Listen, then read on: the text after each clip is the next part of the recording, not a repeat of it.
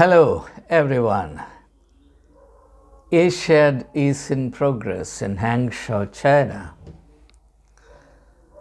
And I want to congratulate all our athletes who have done well. But that's not the main burden of my song. Almost for 3 months now, a media blitzkrieg, so to speak, has been on, constantly airing the refrain, ʻɪᴅɪᴜ ᴅ. That is, this time we'll cross the 100 mark as far as winning medals is concerned. And I was more than amused by the kind of personalities who were showcased in these videos. Not very many of them looked athletic, even fit. But let that be, that's okay. My main concern is this. A lot of money has been spent on these advertisements. I'm sure tens of crores has been spent on these advertisements. I urge all my countrymen to ask themselves this very simple question. Does this have any bearing on the outcome of the events in Asiad? Do you think we can increase the medals we win by repeating on the screens in India, ʻɪᴅɪᴜ ᴅ? Now, if you really think so, it only means that our attitude is magical and superstitious. It's nothing but magic. We believe that by chanting, some kind of special powers can be imparted to the performance of our candidates. Well, there can be a justification for this. Let me mention that. It can be justified, this media blitzkrieg can be justified by saying that by doing this through the media, we work up a situation which creates eager expectations on the part of all Indians, which would then have a bearing on the individuals who would therefore feel more inspired and more obliged to put out their very best performances in various events. That's the only sort of apologetic way of justifying this massive expense of money. However, if you really do a input-output analysis or cost-benefit analysis, you would certainly consider this to be a very childish, infantile thing to do. And I say so for another reason, and that's the main thing I want to share with you. Every one of us wants our candidates, our athletes to do well. Every one of us wants India to be right on top of the medals tally table. As of now, while India is around 65 medals, China has already crossed the 200 mark. They are closer to the 250 mark. So we are now more populous than China. Look at the huge gap between us and China, or even between us and Japan and Korea. Now, I point out this for a reason. The reason is this. Instead of spending such a lot of money putting out advertisements on various channels saying that India will win 100 medals, India will win 100 medals, India will win 100. It's been repeated at least 10,000 times. Instead of spending so much money on this kind of superstitious advertisements, as I choose to see them, why can't we invest this money and a little more on developing our sports talents? Or to put it more accurately, why can't we embrace a culture of pursuing excellence in sports and games. That's the one thing that we woefully lack. Other countries perform because they are firmly, almost zealously committed to a culture of excellence. That's why they excel. India wants to excel without commitment to excellence. And this contradiction must be understood for what it is. When you want to excel without a commitment to excellence or without making investment in excelling, then all you can do is to adopt a superstitious shortcut to excellence in performance, excellence in talents developing, excellence in training, excellence in empowerment. All this is not our priority. What is our priority? Excellence in outcome. Now, this attitude will make us superstitious. This is a fertile breeding ground for superstition.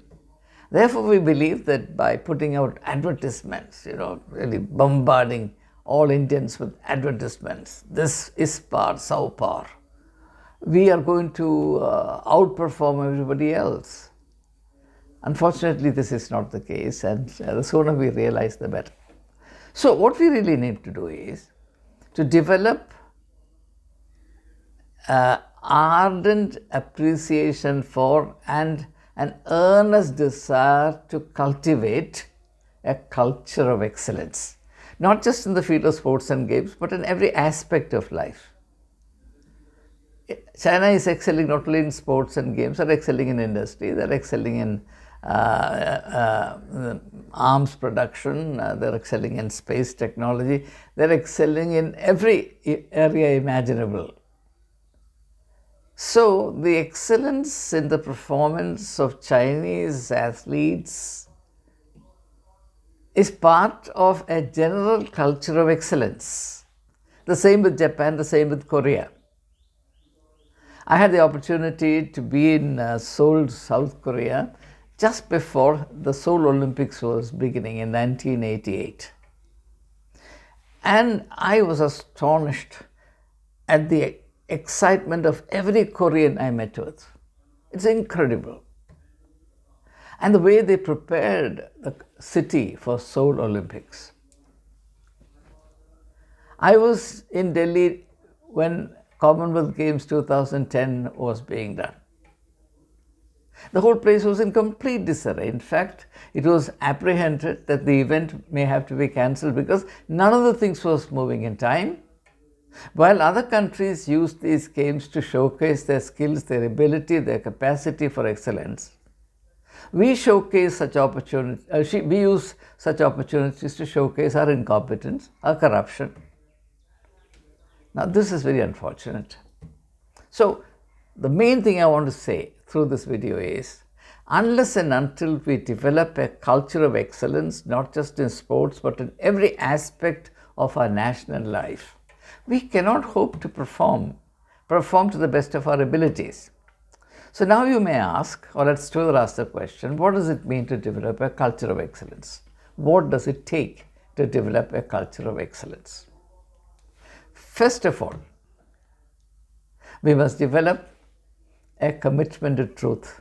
Most people don't realize that without a zealous commitment to truth, the best in a human being does not come out. I can easily illustrate this through an example. Suppose you live in a situation where you can pass examinations by resorting to unfair means, copying, smuggled pieces of paper on which answers are written and then copied. Suppose you live in a situation where this is the done thing and it's safe to do so. Then how do you excel in your studies? So the idea that the path of falsehood can take care of you is the greatest enemy to excellence. India needs to develop a firm commitment to truth in all aspects of national life. After all, that's our motto. And we seem to be running away from the national motto of ᴅʟᴇᴏᴑ. And to the extent that we make short work of truth or we shortchange truth, our capacity for excellence will remain crippled. I believe that Indians are the most talented people in the world, but we are the enemies of our own potential and our own performance, our own achievements. So I think the first thing we have to take care of, for example, can we eliminate corruption from sports administration? Can we eliminate nepotism? Can we exclude political interference? Why should politicians play their games in sports and games? Think of the tragedy of the wrestlers on account of a politician who is the president of the federation. Serious allegations against him of rape, repeated rape, molestation, including the molestation of a child athlete. Nothing happens to him. And then we think we can excel. So the first thing we have to do is to develop a culture of respecting truth. Truth is a necessary condition for the best in us to come out. I have never seen anybody who plays fast and loose with truth excelling in any field. I challenge you to find out for yourself. The second thing we need to develop if you want to excel, especially in the field of sports and games, is a culture of equality. Equality. Now, you look at the athletes who have excelled in the ongoing Asiad. Every one of them comes from middle class or lower middle class or deprived sections of our society. Because that's the largest section in our society, number one. Number two, children growing up in these circumstances, hardened circumstances where they're exposed to hardships of life, where every day is a struggle and struggle is a form of exercise. They develop the muscles, they develop the stamina, they develop the motivation, and they develop the willingness to work hard, work themselves to death if you like. Therefore they excel. But they come from a society which is neglected in India. The investments, the allocation of national resources to the rural, tribal, backward regions of India is abysmally low. And these children who are today excelling, excel because they had a fabulous stroke of good fortune. There are thousands of such children in India who languish in obscurity and whose talents will never be at the service of the nation. As an English poet said, "Full many a flower is born to blush unseen and waste its sweetness upon the desert air." Full many a flower is born to blush unseen. There are many flowers who just remain unseen and appreciated by people. That's the tragedy of India. And unfortunately, the urban-rural divide is aggravating. The rural areas are declining. No investment is being made to develop educational and training facilities in rural and tribal areas. Some of them are identified and brought to the cities for training purposes, but that's not the way forward if the future is to be taken care of. There must be equal opportunities. And the countries that are excelling in any event, in any games, in any area of life, are countries that try to provide equality of opportunity to people from early stages onwards. When you have a culture of giving equality of opportunity to all citizens, what you do is you enable talents to emerge, the hidden talents to emerge. Then it is easier to identify them, then develop them into a national pool of sports resources. That we will never do. And third, of course, is developing a culture of discipline and accountability. Accountability. And that also means minimizing the sickness of alienation. I know it's obvious that an athlete can perform on account of two motivations. One is personal glory, and the other is national glory. If you spread alienation among the citizens for whatever political reasons, if you have a culture of divide and rule, if you think that a country, a society, a nation can be divided into various parts, one played against the other, then all you achieve in the end is the intensification of alienation, which minimizes the motivation of citizens to perform their very best for the country. So, a culture of excellence also means a culture of developing a sense of voluntary, enthusiastic identification with the nation, its glory, its greatness, its reputation. Now you would say that these are all difficult things to do. Yes, excellence is a very difficult thing to attain. And if you want to take this long route, which is the only genuine route to excellence, you will resort to the shortcut, which is a magical route of putting advertisements, spending perhaps 5 times the money required to develop proper sports resources, to fill our media with a kind of wish fulfillment. Is bar to those. Next time we'll say is bar those our par. You can go on saying, you can go on increasing the bar, but nothing will happen.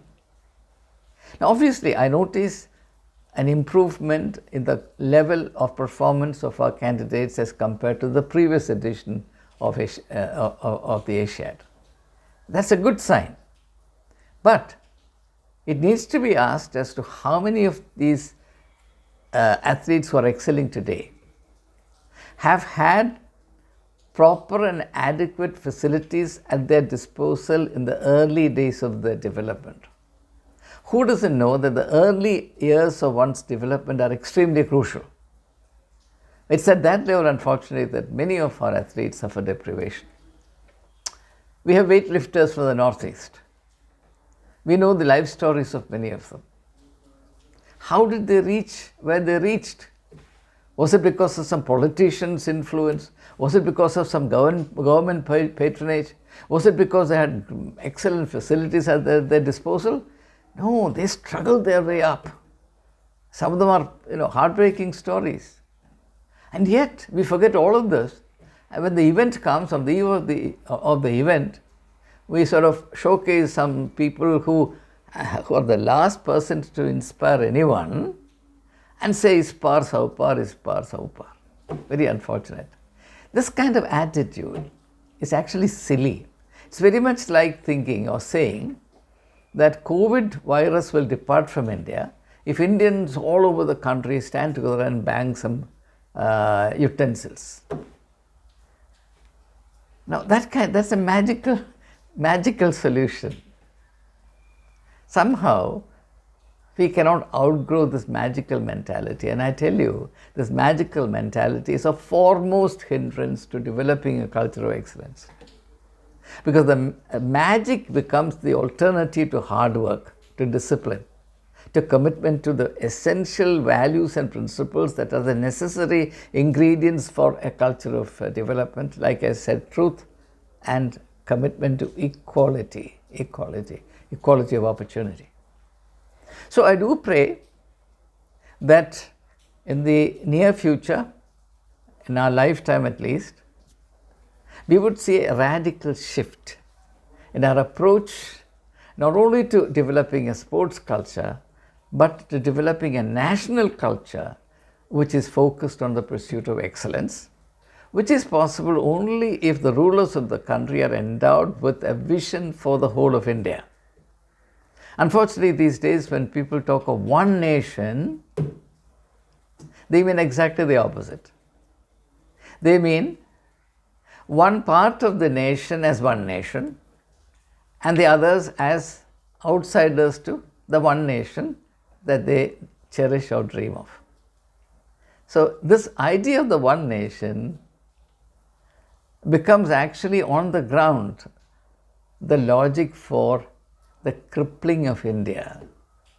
Because even the segment that you prefer will not understand the reason for excellence or acquire the spirit of excellence themselves, because privilege of every kind suppresses human talent and potential. What you need to do, on the other hand, is to promote healthy competition within the society, which is possible only, as I said, when you provide equality of opportunity. How do you create a climate or an ambience of healthy competition if you disadvantage one group? And suppose there is a cricket match going on between India and Ceylon or whatever, Sri Lanka or whatever. We can certainly ensure our victory by saying that the Indian team will comprise 11 players, but the Sri Lankan team will comprise only 5 players. So through this inequality you can win, but that's not excellence. That's a flight from excellence. So time has come for India, if we mean anything at all, to think seriously about what it takes to create a culture of excellence nationally, so that the sleeping, dormant, neglected, awesome energies of India can be activated. And together we create and imbibe this healthy national excitement and work together to take India to the top of the world. In one of the previous videos, I talked about the Crown Prince of Saudi Arabia, Mohammed bin Salman, MBS, who has a dream, who has a passion. He wants to see that the Middle East hits the top of the world. Why can't we dream of it?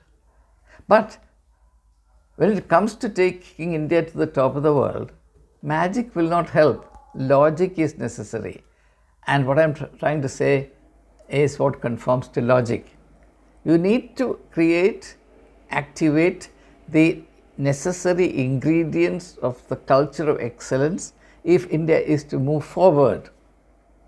Unfortunately, that is not understood, or there is some kind of negativity to it.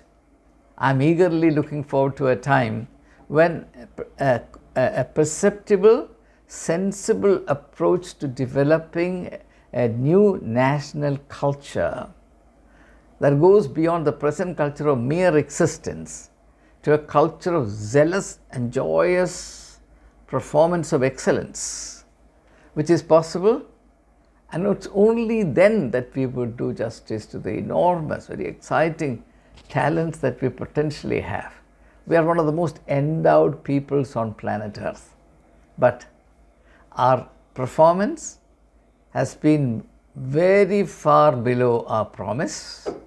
And it is this gulf between promise and performance that we need to bridge.